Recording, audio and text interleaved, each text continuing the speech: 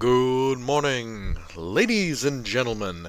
This is the High Dragon's Breath Bow Wow, welcoming you back to another Archon's Adversaries. Today we're talking about the Imperial Guard and how to resist and defeat their attacks, with a little focus on a specific regiment I think we're all big fans of here. So let's get off first with Army Operations.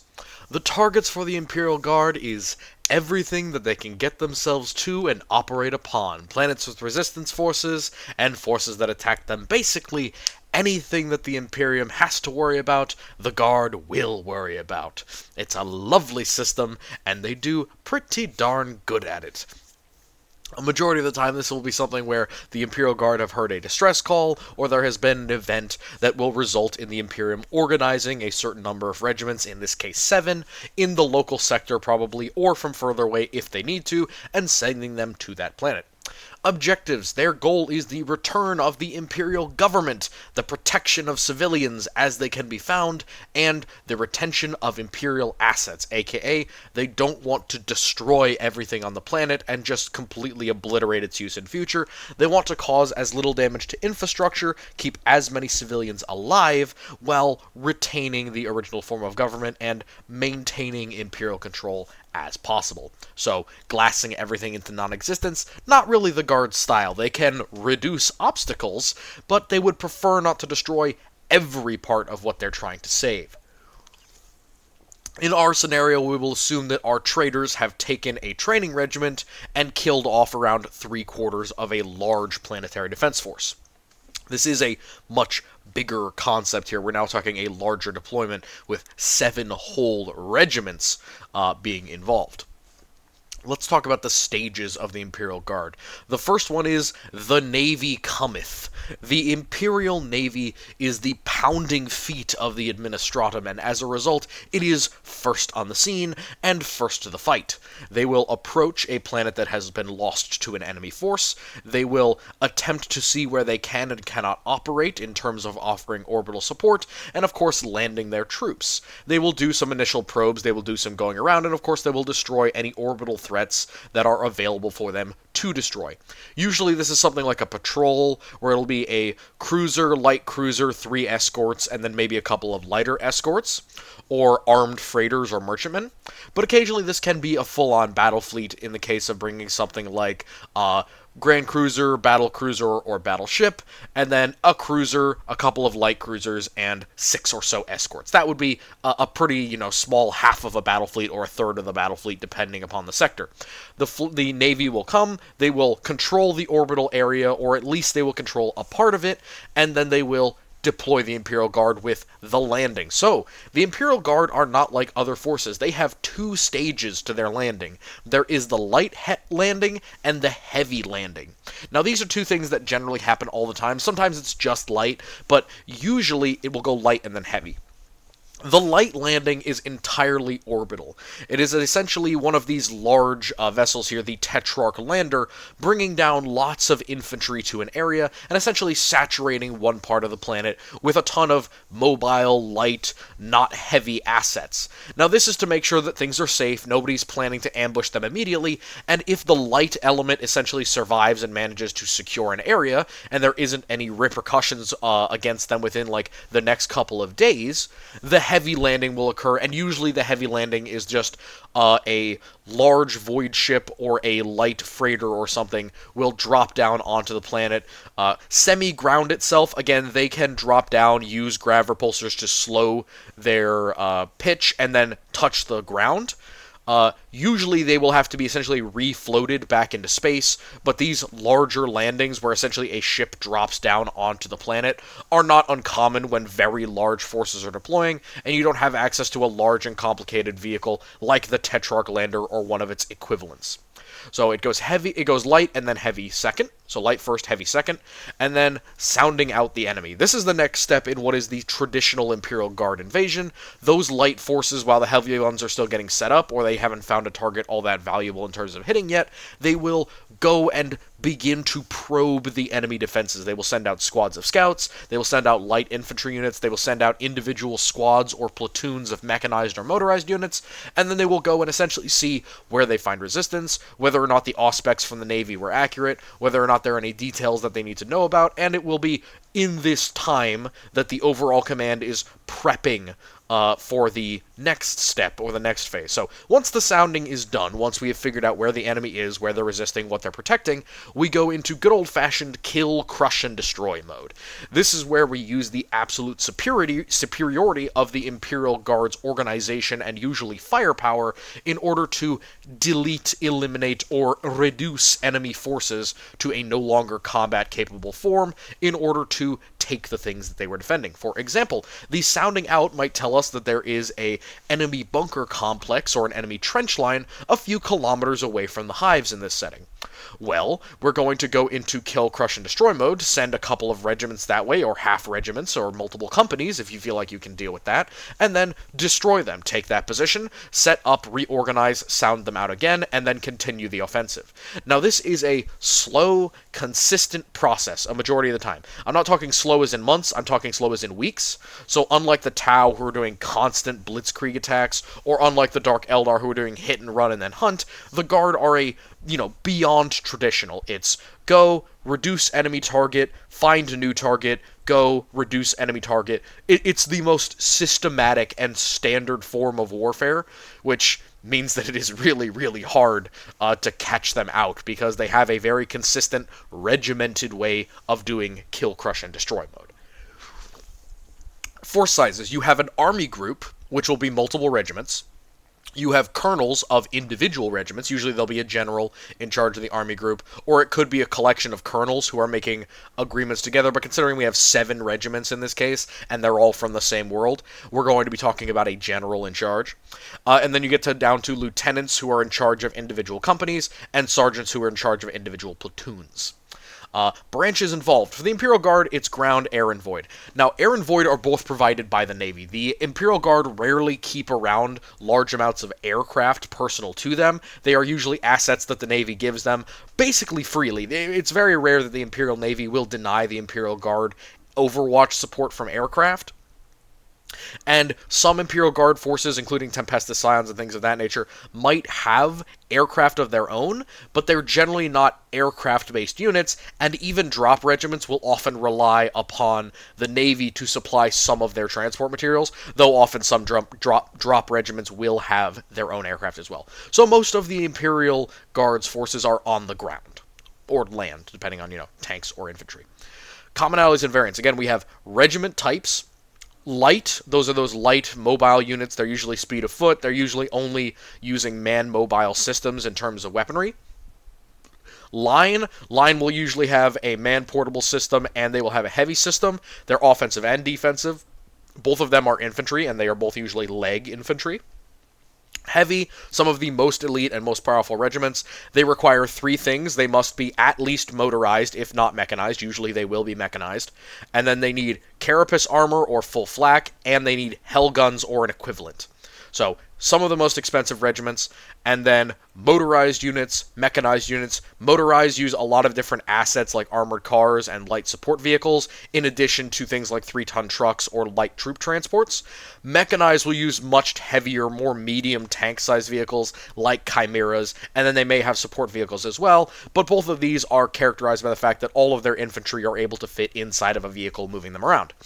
Armored, these are tank units. Essentially, they will have a certain number of Lehman Russes or equivalent vehicles, and they will be entirely armor-bound. Usually, they will have no infantry. They may have support weapons again, or alternate versions of the Russ that act as support units.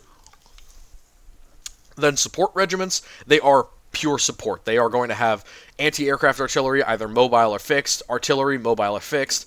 Sometimes they will have anti-tank or something like that, mobile or fixed, or they will have specialty units. For example, there are some that look like line infantry, but they're entirely heavy weapon squads. So you could have a regiment that is just heavy weapon squads, essentially. So it'll be a few thousand guys, but they will all be set up in squads that service heavy weapons, and they will be used to stud defensive lines and things like that. I don't think I mentioned that in the other video, but yeah, support regiments can include those big heavy vehicle stuff, but they can also include regiments that just specialize in heavy weapons. And then finally, I already mentioned heavy regiments, so I wrote heavy twice. My bad. Let's continue. Basics on how to resist an Imperial Guard force, and this is our PDF troops who we're going to be working with in terms of our scenario here. We have a pretty unique one here I think you'll enjoy. So the base level defense is, again, two parts. The first one is called Tactical Overstress. Tactical Overstress, I'll explain more at the end of the video, like the Victory Condition achievement, but Tactical Overstress is essentially the idea that the Imperial Guard operate best when they are the ones in control of the battlefield, when they are the ones with the most dynamic force on the planet, and of course when they are the ones who are taking the initiative to go and do stuff. They don't like it when they're having to deal with lots of different threats, lots of conflicting information, and of course their forces are limited as opposed to the forces on most Imperial planets and the ones that they're resisting. So Tactical Overstress, that kind of exhausting them, slowing down their momentum, spreading them out, especially given that this is also going to be more of a slowdown of like a siege type thing.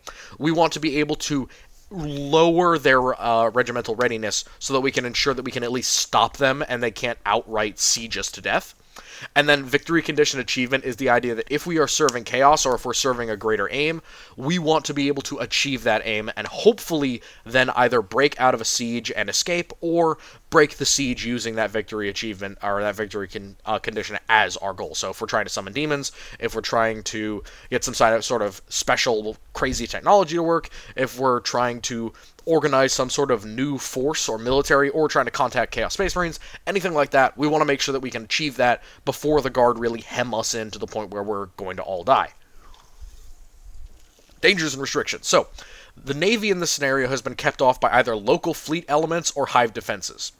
But outliers are likely to be hit if they're outside of the net. So that means that we can't move around huge formations of our troops in open areas that aren't covered by a void shield, because the Imperial Guard have the Navy above us, and the Navy are going to absolutely obliterate us with orbital fire if we linger out in the open or build huge open camps with no actual defenses. So we need to keep down low and continue moving, essentially roaming enemies. Assumptions of adversaries. Assume that the forces on either side are relatively equal, so let's get to them.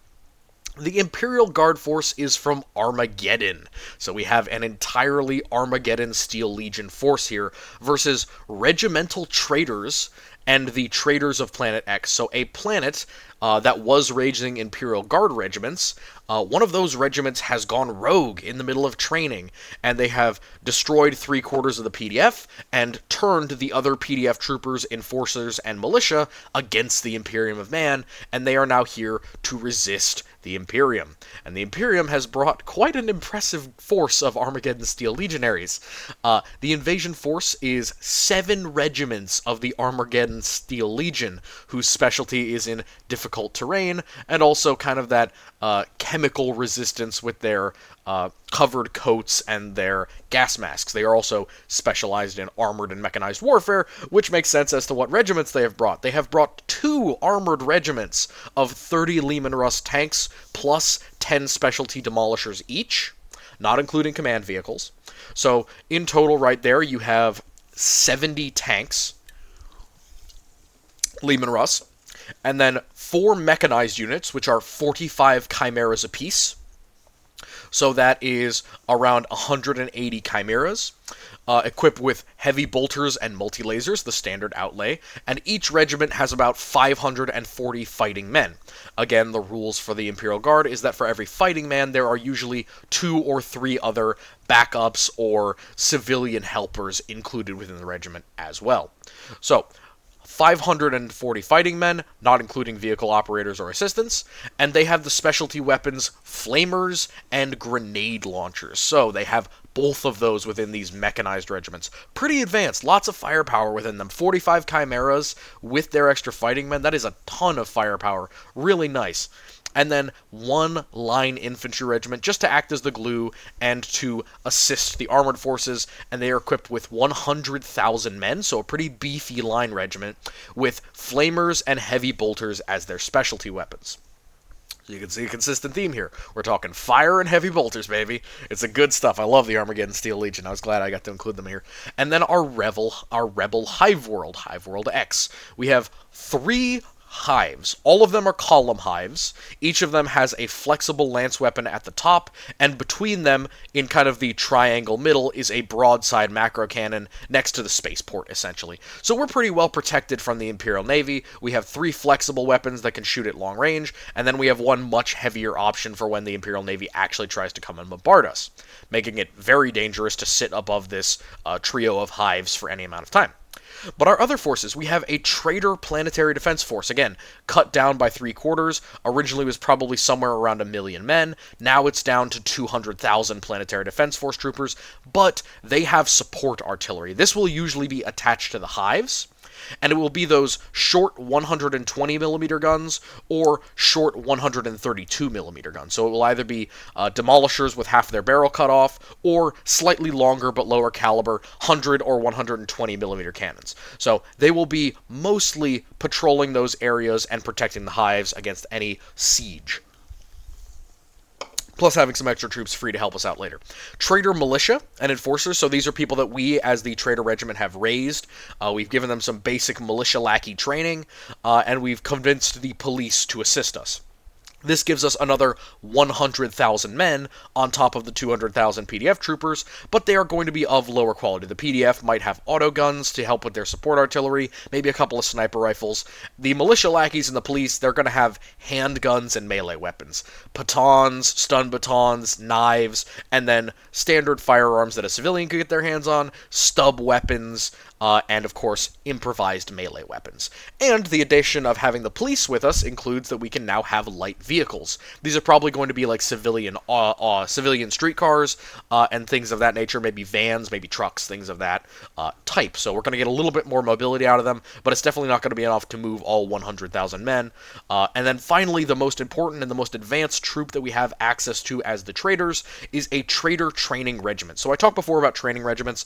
They are essentially preparing to either leave to join the Stars, they're preparing to go into garrison, or they are prepping to become a full regiment in their own right. Or in general, they're prepping to become a full regiment, which means that they're going to be down some equipment, down some training, and possibly down some numbers. In this case, the Xth Training Line Regiment, it is a line regiment, is 50,000 men strong.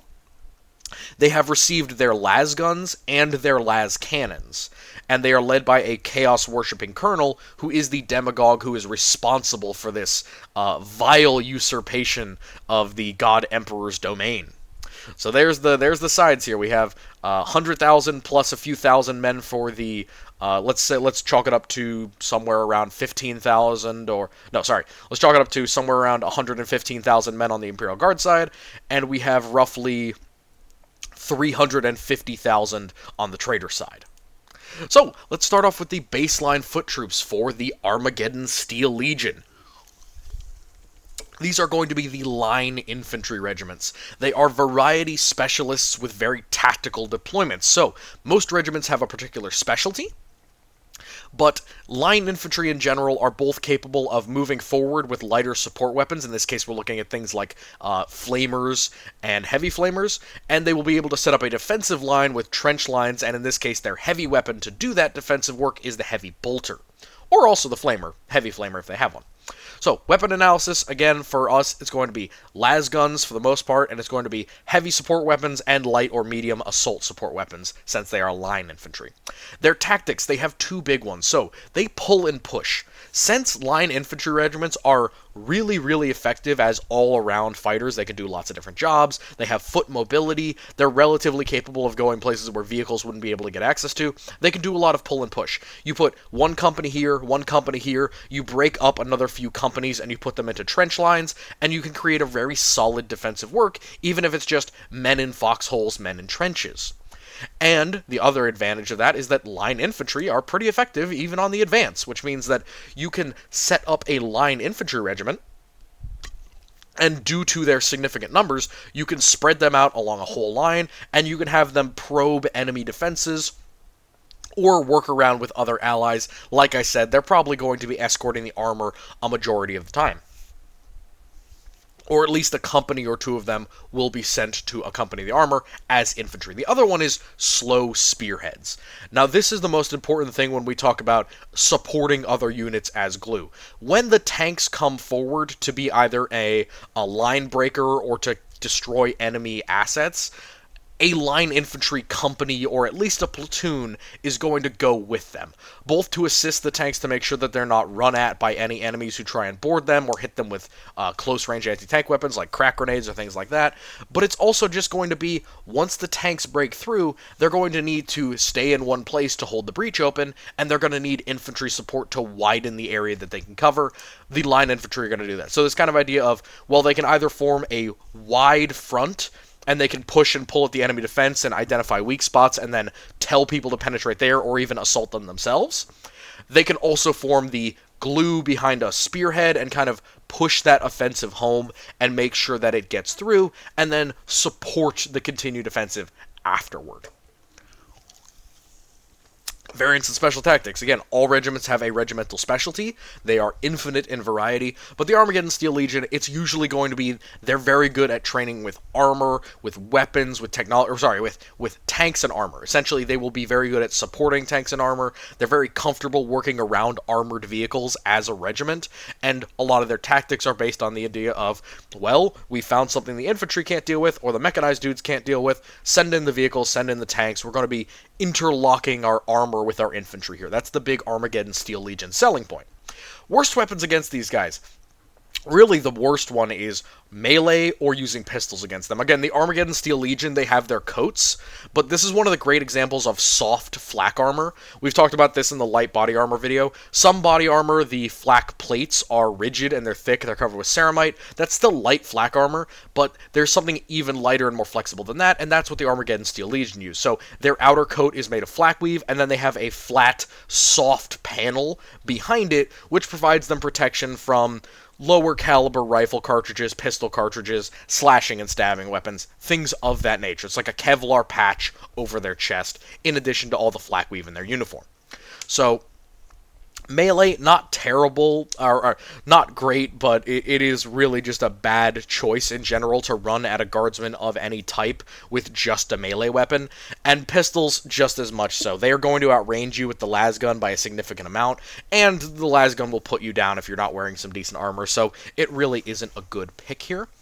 Acceptable weapons, ambush and suppression weapons. Again, the Imperial Guard, for the most part, they are afraid of suppression weapons, or at least the lighter armored ones are, like the Armageddon Steel Legion, other light regiments as well. The ones who don't have some decent body armor, shoulder plates, head plates, full flak, or something close to that, suppression weapons like machine guns or like artillery can be pretty effective against them, even if it's a relatively light thing. It'll definitely pin them and slow them down. It will cause them to become disoriented, and it can allow you to start maneuvering around them, and that comes into the second part, ambush. They are still human. They do have good command and control and decent situational awareness. They are career soldiers, as mentioned with the Imperial Guard, but ambushing them, getting around into their flanks, their rear, where their support weapons or their heavy weapons won't be able to effectively hose you down with fire, as this is a line regiment, that's a good option. Best possible option is artillery and armor. Our regiments in this scenario don't have a ton that can deal with armor, but even regiments that do, it's still very difficult to get rid of most armored vehicles with a standard infantry weapon. The only exceptions would be designate armor-piercing weapons, which in this case scenario we don't have, but in other scenarios, you would just outrange them with the armor and use it as support artillery. And then, of course, artillery itself, they can pin them, it can turn them back really easily. There's not much that they can do to actually counter it, other than continue moving. And that might get them into scenarios where they run into a trap or into a pillbox that pins them between an enemy fortification that they can't overcome at the moment and artillery barrage. So, very good, solid plan to reduce them and break their momentum. Light troops and scouts. So we have the light infantry regiments and the motorized regiments. They are deployed as flexible infantry or light support and mobile infantry, essentially. So, again, those light infantry, those are going to be some of the larger regiments. They're going to have a lot more of just standard foot troops with no real support weapons or anything like that, no vehicles, or very few, again, less than a company sized. You can pick up anything you want as long as it's less than a company sized, and it's not super going against how your regiment works. But they will usually carry all stuff that can be man-portable.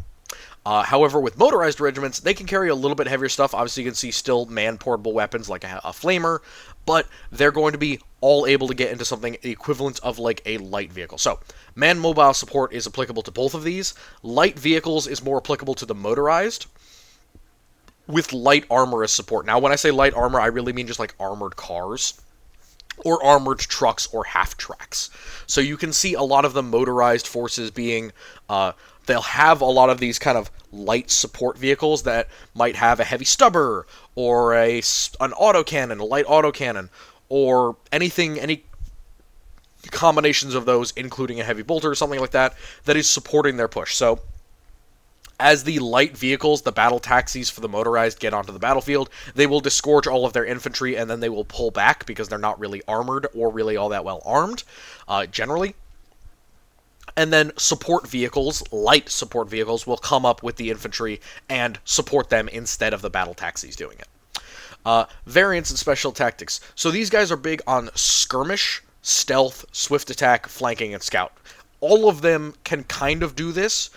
Skirmish is definitely more of a motorized thing. They're big on going in, striking the enemy with some decent force from their vehicle-mounted weaponry, and then mounting back up and fucking back off before anything comes to deal with them. Stealth is much more of the light infantry thing. You see this with Tanith, but the easiest thing here would be stealth by coming at an enemy from a direction they weren't expecting, say, through a sewer or through ruins or something like that. You could achieve relative stealth or ambush with that tactic. Swift attack is applicable to both. It is essentially the idea that you are getting off an attack on an enemy who didn't know that you were there, and you're able to maneuver to places where the enemy wasn't expecting you to attack from. Goes into flankers. Now, you can flank much more easily with motorized during a battle. However, I wouldn't discount light infantry's ability to show up in places where you wouldn't expect. You know, if there was an area, say like a swamp or a very difficult part of terrain, where regular vehicles or infantry wouldn't want to go or wouldn't be able to go, light infantry will sometimes just walk straight through it and get around it, even if it sucks, even if it's annoying, even if it's a bog or something that limits their movement and slows them down. If you're not expecting it and you're not covering that side, all of a sudden you have an entire light infantry regiment just standing there waiting to take your flank.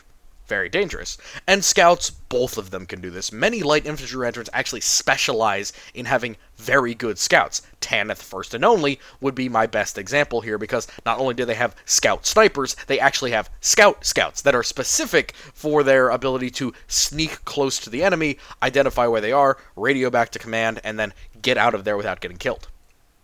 With motorized, it's a lot more like driving a truck around with a pair of binoculars, telling the allies where the enemies are. Worst possible option here is fixed heavy weapons, especially if they're in individual casings. Like if you just had one pillbox out amongst a bunch of random bunkers and foxholes, that's a terrible idea. Light infantry are going to trickle through your defenses and try and get around it pretty easily, or they'll go around the sides. Motorized will just bypass it entirely, go completely around the defenses, and then obliterate it from the rear with like an autocannon or like a mortar. So not really all that useful. Acceptable weapons, heavy support weapons, and ambushes. Again, these are light units. They don't have a ton of super heavy protection, and if they get caught out in the open by an ambush, it's just as effective against them as it was against line infantry. Heavy support weapons are another option. They don't have the super heavy firepower of the line regiment. They don't have the ability to kind of bunker down and sit in for the defensive. A lot of their weapons are just man-portable, meaning the most suppressive weapon that they might have is a short-range flamer, maybe a couple of shotguns, or more likely than not, something like sniper rifles or a light machine gun. That's nothing compared with something like a heavy bolter, a fully automatic autocannon, mortar strike. Any of these defensive heavy weapons will be very effective at slowing down and destroying them. Motorized, a lot of their vehicles are going to be vulnerable to stuff like autocannons and heavy bolters, so you could absolutely stymie or heavily damage a large number of mobilized regiments by bringing in a lot of those heavy weapons to support you. Best weapons and tactics: medium, light, and mobile support. Bringing in medium or light tanks, or medium or light self-propelled guns, or even medium or light transports, and using them against motorized and light infantry is a great plan, because not only can it follow them at speed and chase them away, it can also usually outgun them, especially if it's tanks, because motorized and light infantry regiments, unless they're specifically hunter-killer, which is a very different thing, it's a subtype where they're going to get more AT weapons, they're not going to have a ton of stuff that can do anti-tank. So medium and even some light tanks that are really fast can run circles around light infantry and basically be immune to them, or they can, box in and ambush motorized elements and destroy the infantry while the support vehicles have to come and get them and chase them. And then finally, mobile support. Just like heavy weapons are useful against them in, the more slow, human-moved position, it would also be way more useful if you could just put those onto a vehicle. So something like a self-propelled gun, something like a self-propelled artillery piece, all of those would be very solid against both light infantry and against motorized. Mechanized regiments. So, by the way, we do have one line infantry regiment. We have no light infantry or motorized, unfortunately, but we do have 4 mechanized regiments here. So a big thing for the Armageddon Steel Legion is mechanized and armored. We have 1 line, 2 armored, and 4 mechanized. And this slide in the bruisers includes heavy regiments, the most elite. So, deployment uses. Heavy regiments are the elite assault troops, and mechanized regiments are spearhead units. They will often work in conjunction, but in this case, they're going to be working in conjunction with tanks. The mechanized units will be. So, the heavy regiments are elite assault. They are specialized in everything. They basically work against anything. They are some of the heaviest assets that the Imperial Guard has to offer. And they will be at their higher level, they will be mechanized to the point of having chimeras. They'll be equipped with heavy carapace. They'll be equipped with heavy anti-tank weapons or man-portable anti-tank weapons. Things like crack rockets, melta, plasma, all of that stuff. Maybe even las cannons if they can swing it. And then they will have hell guns and heavy body armor to help them penetrate enemy defenses and then overcome anything that may come to kill them. Mechanized units are a little bit lighter. Their troops can be more like the Armageddon Steel Legion, not as heavily armored, not as heavily armed as true heavy regiments, but they are all using a chimera, or at least some sort of heavy mechanized asset, usually with tracks. And they are all inside of those, essentially being supported and supporting the vehicles as they pierce through as the spearhead. Again, they are armored infantry, essentially. So the goal is they get into an enemy defensive structure with their vehicle, the vehicle continues to support them with fire, the infantry get out and they clear up things that the vehicle couldn't. And again, since we have 45 of these in a regiment, we can actually push a shit ton of chimeras through the enemy lines and disgorge like 200 or 300 infantrymen into the defenses, basically at point-blank range, which is very, very effective. Mechanized regiments are hella useful. Weapon analysis, again, we got chimeras and other medium armored vehicles, carapace, hell guns, and elite support units. That's going to be for the heavy regiments. Some of them tote along tanks or other options, so if they don't have a heavy anti-tank weapon themselves or a heavy suppression weapon themselves, these will be some of the regiments that pimp out their like extra company or their support company with something like a couple of heavy artillery guns or a couple of heavy armored vehicles like Lehman Russes or something of that nature, essentially to make sure that nothing is going to get in the way of some of the most elite regiments in the Imperium of Man. Variants in special tactics. They are line breakers and offensive punchers. Again, I put heavy regiments as more the line breaker unit, so they are going to not only outclass most enemies who don't have vehicles like the mechanized regiments do, they also outclass the individual enemy infantry. So the mechanized regiments carry relatively normal infantry in terms of their weaponry, training, and capabilities, but the heavy regiments are not only having better vehicles, they also have better infantry man for man, pound for pound, than anyone who they're going to be fighting against, because they're essentially decked out with the best armor and weapons that the Imperium has to offer. So they are going to be breaking the enemy line, while the mechanized regiments, they will go up against the line and they will be an offensive. They won't be necessarily expected to do all of the breaking themselves. They might be supported by other units, and of course they might be supported by theaters level units like artillery or something like that, but they're not expected to do everything themselves. Unlike the heavy regiments, which is often, their sole duty is to break this line no matter what, the mechanized regiments are much larger, much fattier, so to speak, and they are going to be more capable of dealing with that type of stuff. Or dealing with the front line, and then they'll get supported by other units. Worst weapons, light weapons and vehicles. Anything that is a light weapon and vehicle. Oh, and by the way, when I was talking about the numbers of things in heavy regiments and mechanized regiments, I was including the vehicle with a certain number of the numbers as like infantry and stuff. So that like 25,000 to 10,000 for the heavy regiments. That's the range. Their average is like 10 to 15,000. So, yeah, they're still really elite. There's not a ton of them, but it's a smaller number. I realize I kind of didn't imply that also included, like, semi-combat personnel, backups, people using the vehicles, etc., and the vehicles themselves I count in the manpower number, to a degree. I'll talk about that later if I go over manpower to vehicle concentrations. So, light weapons and vehicles, basically it's going to do nothing. Light weapons against the Chimeras and the mechanized regiments are pointless. You know, suppression weapons, they have a vehicle to hide behind, and that vehicle has heavy weapons, you're going to get obliterated. Light vehicles against either of these regiments is a terrible idea. Many of the Hell guns can just outright penetrate the armor of light vehicles, meaning that heavy regiments can literally just blitz through any number of, like, civilian cars, or even some armored cars their Hell guns can overcome. So incredibly dangerous there. Acceptable weapons, minefields and artillery. Minefields are useful against both of these forces just because it slows them down. Of course, they will then try and subvert them with either explosives or with mine-clearing equipment, like right here, the kind of dozer blade. However, it does slow them down. And then the next thing that you want to do, if you set up a minefield that slows them down, you want to have artillery. Direct fire artillery or support artillery. Either one will work, but it's essentially a way to kill them without endangering your own troops with these very elite, very expensive regimental troops. So, solid plan there. Even heavy regiments are not immune to artillery. Hell, some of them aren't even resistant to it. And especially once they've already deployed, artillery can be very, very useful against them because they don't have their vehicle to hide in. Heavy carapace, in that case, is more protective than the standard flak of the Imperial Guardsman, but, you know, artillery shell is an artillery shell. Best weapons and tactics, heavy armor or elite forces. So I always talk about meeting elite with elite, especially if you're in chaos.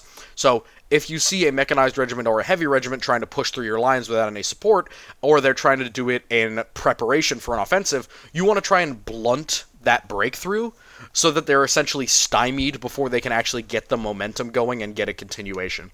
Now, throwing a couple of tanks at a heavy regiment or a mechanized regiment, they might get knocked out. They're definitely going to get destroyed by the end of the battle, most likely, but if you can slow them down, it's usually worth it. The other thing is throwing elite forces into areas or gaps where you might be expecting a mechanized or heavy regiment to come through, so that you can essentially hold the line against them. It's a lot of, like, desperate moves to try and prevent these regiments from breaking your defenses open.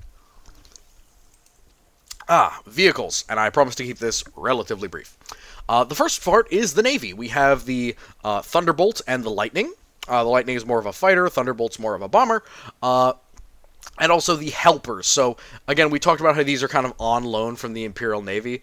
Same thing with drop regiments I mentioned before. Some of them will be on loan from the Imperial Navy, and then some of them will be from their own world. But they will essentially be helping out. They're not parts of the Imperial Guard necessarily, but they will be assisting where they need fire support, but they don't have it. Armored and super heavy and support regiments. Again, we went over these before, but for the terms of our guys, we're going to be looking at Leman Russes and Leman Russ Demolishers. And Chimeras, of course. These are line breakers and counters to an enemy force. The weapon analysis, the Demolisher is 360mm high explosive shells. The standard Leman Russ is 120mm. The Vanquisher is longer. And then the double 5cm or 50mm guns for the Annihilator. And of course, naval support, orbital bombardment, all that kind of stuff is on the table when we talk about the Imperial Guard. It's available. By the way, orbital bombardment is not like an Exterminatus thing necessarily. You can do orbital bombardment at the Exterminatus level, but that takes dozens of ships and hours and hours and hours to actually accomplish, as opposed to just one little point strike of a lance or something, which might be on call if the ship is just nearby hovering over the battlefield, and you can give it some decent coordinates. Variants of special targets, special tactics. These are concentrated anti-enemy asset and counterpunchers. So a big thing that I talk about is the Guard uses tanks very relatively conservatively compared with how they use APCs. Because tanks are more elite, and because tanks are very expensive, they will be brought up when there's not really another option to deal with a threat. So, for example, tanks are expected to deal with things that really nobody else could deal with. For example, other regiments can deal with enemy tanks, but of course if tanks are in the area, they would prefer to deal with it. But Knights, Titans, heavy enemy defenses, things that are absolutely beyond the reach of most regiments, they will call up the tanks to do it. This is another thing where you could use tanks as line breakers, but you'd prefer to use anything else or anything in conjunction with the tanks because tanks can't really hold ground. Tanks can't really keep a trench line to themselves for a while because they don't have that infantry support, unlike the mechanized units. So quite often, they will be brought up. Let's say that mechanized unit breaks through an enemy defense line, they send an elite force to take care of it, boom. That's the thing. The tanks will will jump on that defense force, and they will act as a counterpunch or a counter to an enemy asset. So if the enemy pulls out something big, like a super heavy tank, or like a demon engine or anything like that, the tanks will be expected to deal with it, even if they're not really designed for it. But they will also do the counterpunch job. When the allies meet resistance that they either can deal with, but it would be hard, or they can't deal with, the tanks will come in and crush them, and that'll be the end of that fight, because the tanks have that massed firepower and the overwhelming firepower of the Guard tank regiments. Again, in this case, we're talking around 70 tanks total, which is a significant, that's 2 whole regiments. The worst weapons against these armor and against the Navy is really massed infantry. Most of these all have support weapons, and they have vehicle-grade weapons that have high explosives, so it can blast most infantry units into non-existence. Light vehicles, basically same thing. It's not a solid option against heavily armored vehicles like the Leman Russ. Leman Russ is tough. Believe me, even if there are places where you can definitely take it out, it's still very difficult, and it has a lot of firepower to sling in every direction.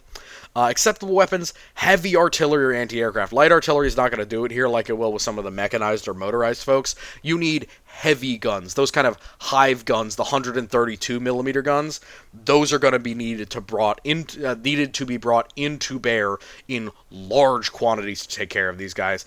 And the other one is anti-aircraft for the Navy. It's going to be a common thing, especially when we get into the areas where the Guard are starting to besiege the hive, that the Navy is going to bring around their aircraft, and they're going to be constantly strafing or shooting at us. We need to have things like skyfire defenses, autocannons, tracking missiles, heavy bolters, all that kind of stuff prepped to be anti-aircraft, and make it way too dangerous of a target for the Navy to freely operate in the area. Best weapons and tactics. Heavy anti-tank. Now, we have las cannons in this scenario, and that's actually a really solid way of dealing with them. Spreading out the las cannon so that it's always a threat to the Leman Russes. So if we concentrated them, they would try and go at us with everything they had to try and remove that threat, everything but the tanks. But if we spread them out so that there's a pretty solid chance that no matter where the tanks go, they will always run into a las cannon position, then we can force them to engage in areas where we can make sure that our heavy anti-tank can get rid of them. And then ambush and reverse counter punches, the 4D chess move. So the biggest counter to tanks is essentially when they get their counter off, when they get their counter punch. So again, a mechanized regiment has broken through a defense line. Again, we're talking about the siege here of these 3 hives. When a mechanized regiment breaks through a defense line and they come across a couple of regiments of our Trader Guardsmen, or sorry, a couple companies of our Trader Guardsmen, let's say like 5,000 guys out of our 50,000. They come across them, they're going to call up the tanks because that's a valuable enemy unit.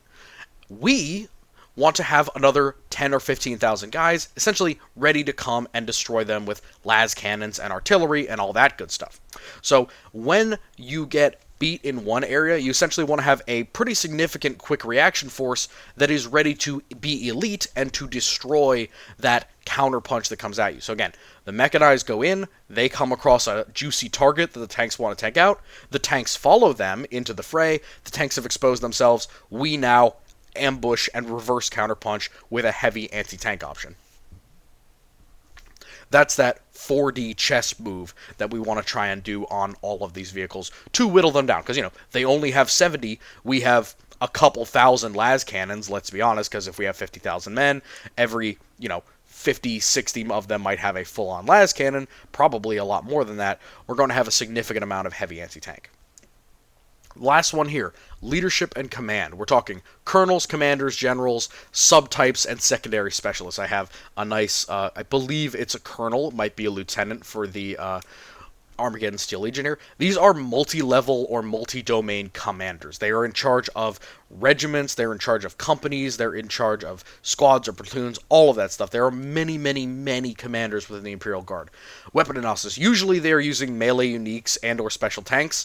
For example, they will use a lot of skill-based stuff, but the main variant that you need to worry about with the Armageddon Steel Legion is that they will have support and command vehicles, usually either basilisks or vanquishers. So, vanquisher Leman Russes are super, super dangerous, and if we had any vehicles, they would definitely be a threat to them. But even without that, they're still a threat to our emplaced areas because they have more range than the average Leman Russ, meaning that they can hit at way further out than a lot of our weapons can. And they might even be resistant at that range to something like a las cannon hit, so a Vanquisher could endanger our defense lines without us being able to deal with it, essentially. So, the worst possible weapon against these guys, and I'm not doing them in too much detail because it literally varies person to person, company to company, regiment to regiment. So, it could be anything, but I'm just highlighting those two, Basilisks and Vanquishers, as things that they would probably prefer to use.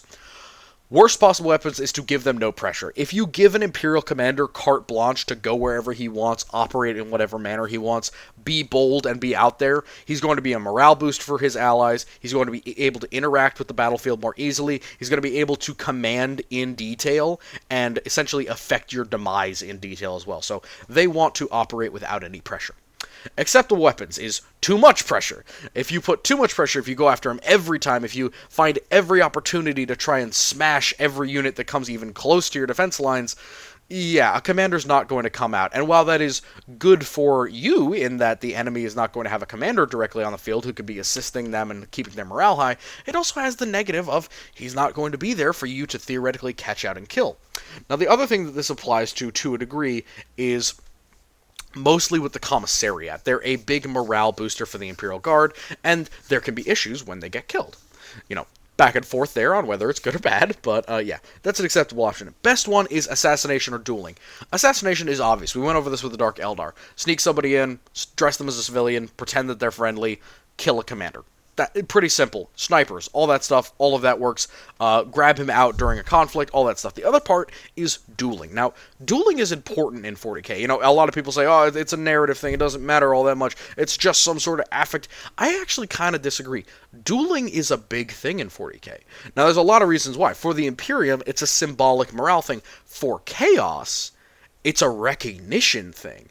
Again, dueling in Chaos isn't just to get your men their morale up, it also can draw the eyes of the gods because you are channeling Chaos energy, essentially, or you are doing something in the name of Chaos that is very important. You are killing a valued enemy commander, and you are releasing his soul into the warp. That causes a physical change in reality, meaning that dueling for Chaos is actually really important, and it can cause you to get gifts from the gods when you draw their eye upon you.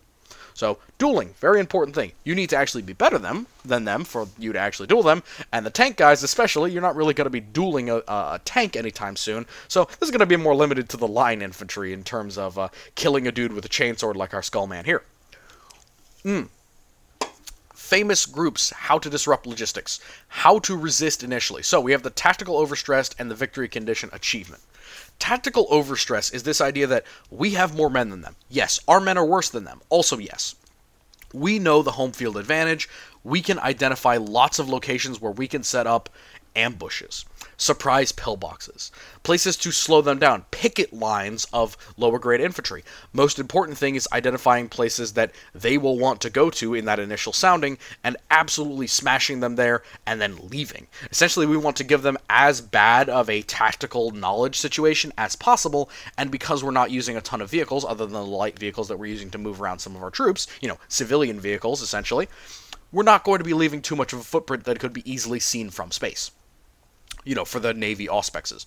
Which means that tactical overstress is just going to be a factor of, man, we keep getting attacked by all these different forces from all these different directions. We can't trust anyone behind us. We can't trust anyone in front of us. We're trying to carry out this siege, but we keep getting attacked in the rear. These militiamen and enforcers, they keep cropping out of the woodwork, and this one regiment is just stubbornly resisting, and every time we try and break through, we get shot with las cannons, or artillery from the PDF comes down and rains on us. We just want it to be same shit, different day, just over and over and over. And yeah, the Guard can take that for a while, but combat stress will set in. And especially among the high command, if nothing is working and things should be working, that reflects poorly on them. They can start making rash decisions. They can start making poor decisions.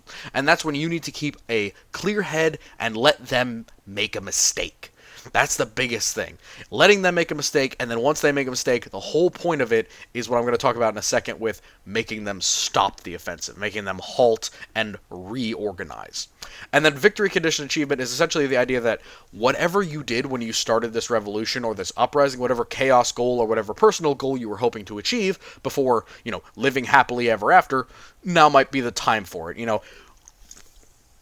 if you did this to raise your guard regiment amongst the stars as a chaos force, now's the time to try and evacuate or escape when the Navy is essentially distracted and try and get off-world.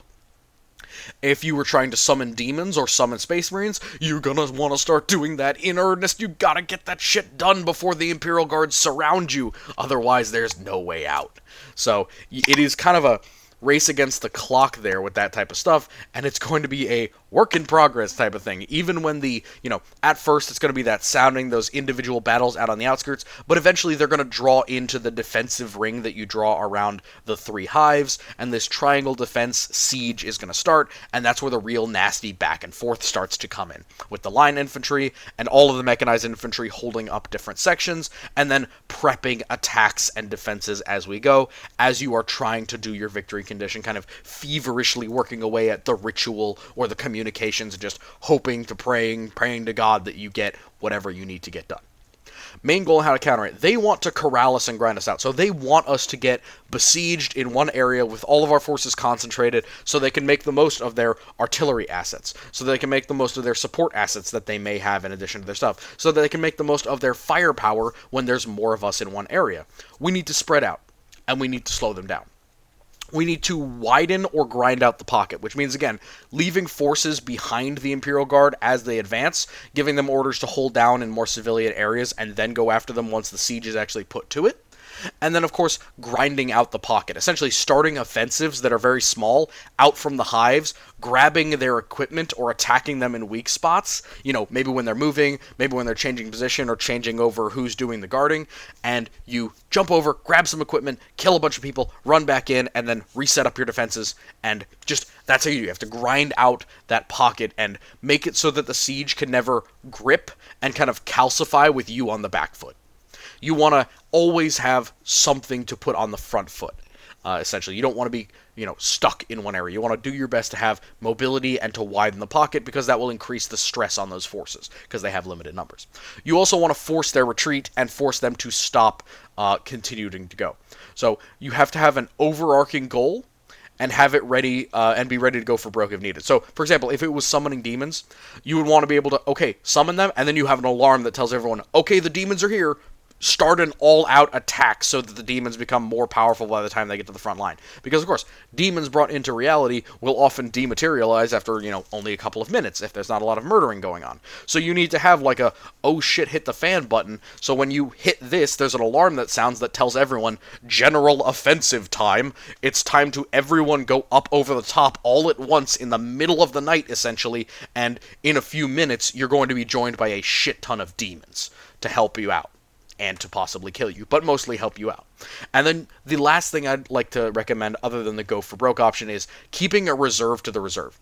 So when we talk about having 50,000 Imperial Guard equivalents, our line regiment that we have turned traitor, and our traitor colonel, who's probably in charge of the world at this point, or is a demagogue, he wants to split up his regiment into probably each individual company, and then maybe split those companies in half, and literally spread them out along the line in as many places as possible, not only because they have better training and better support weapons and better equipment, but also because he doesn't want to let the Imperial Guard know where the majority of his forces are, because of course they're going to strike there. And if they don't know, it will force them to hold back things like their tanks. It will force them to hold back things like their more elite units. And if they had anything that was, high impact, like an orbital bombardment or something to call down, they're going to want to wait until those units get there. And if they have to deal with maybe a couple thousand of them at a time and then they disappear again for a while, it's going to be very hard to try and actually keep them down. So a reserve to the reserve. So if you called up one part of the company, you want to call up the next one after that. So they're like, God damn it, these guys again. We just keep running into these well-trained individuals who are constantly in all of the gaps that we're trying to penetrate through. How to sustain. You want to manage your attrition rate, do the math, employ stealth and anti-siege tactics ahead of time. Big thing. A lot of worlds often do this poor preparation thing where they try and set up for a siege, but they don't actually make any actual defenses. They just kind of arm themselves and expect the hive to do all the work. Hives will not do all the work. The Imperial Guard are actually pretty good at getting inside of a hive's defenses and beginning to damage or break them down, and once they get inside your defenses, there's really nowhere to retreat to inside the hive. You want to have lines of trenches, lines of breastworks, lines of concrete bunkers and pits way away from the hives. Not out of sight, obviously, but a couple 100 meters away from the nearest part of the hive is where you want the defenses to start, so that there's space in case you need to fall back, and there's areas to hide your own forces that are going to try and come out and retake taken land. And of course, you want to manage the attrition rate. You don't want to be losing men so fast that the Imperial Guard are going to grind you out like they want to, but in our scenario, you're going to need to at least maintain a 2-to-1 or a 3-to-1 ratio in order to cut the Guard down to size before they kill enough of your men.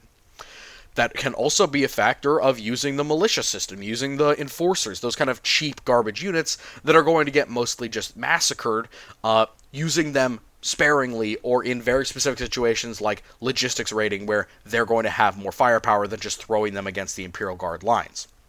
How to win? You need to force a halt and complete your goal, and then you need to escape or break the siege. So forcing a halt is just that factor of you want to keep them from corralling you, or if they do corral you, you want to constantly be pushing against the walls, essentially, constantly nudging them, poking them, attacking them in the rear, having all these distractions going on so that the person in charge, the general, doesn't have the opportunity to go, okay, here's all the plans for the offensive, here's all the things that we need to do in order to break through their defensive lines and go through with the siege and complete it. Once you force the halt, you want to try and complete your goal, and if you can't do that, escape or go for broke and try and break the siege with your goal completed, that kind of victory condition.